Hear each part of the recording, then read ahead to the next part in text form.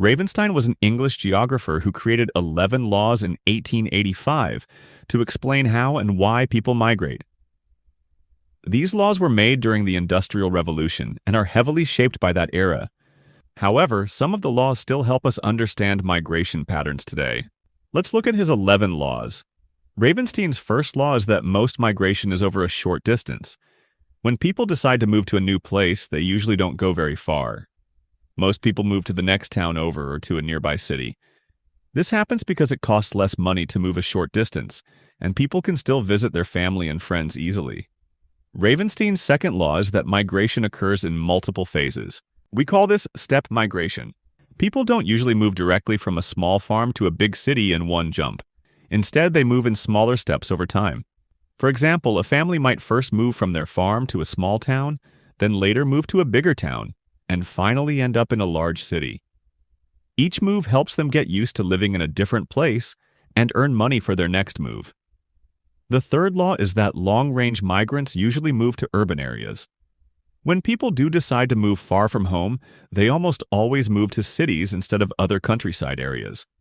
Cities have more jobs, better schools, hospitals, and shopping centers.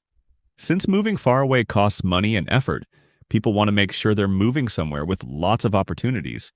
Ravenstein's fourth law is that each migration produces a movement in the opposite direction.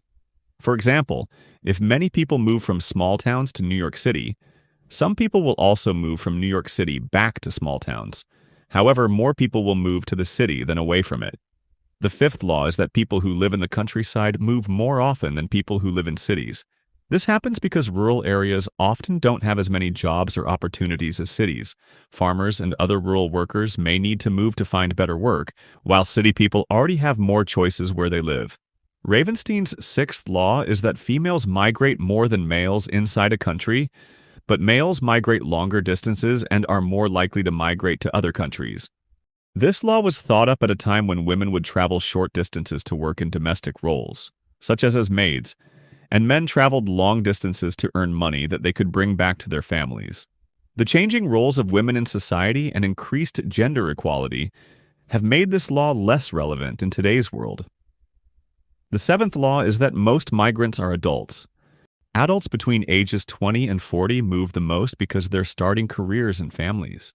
Ravenstein's eighth law is that large towns grow more by migration than by natural increase. Cities attract people from smaller towns and rural areas who want better jobs and opportunities. Even though people in cities have babies too, most of the city's growth comes from new people moving in. The ninth law is that migration increases with economic development. Better roads, trains, and communication within a country make it easier to move. Advanced economies are often also more diverse, offering more job opportunities around the country. Ravenstein's 10th law is that most migration moves from rural to urban. Cities offer more jobs in factories, offices, and stores, while farming needs fewer workers than in the past because of modern machines. The 11th law is that migration is mostly due to economic causes, such as moving to find work or get higher pay.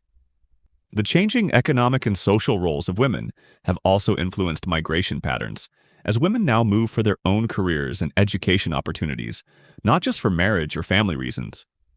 While people sometimes move for other reasons like being closer to family or getting away from dangerous situations, economic reasons are usually the most important factor in deciding to move.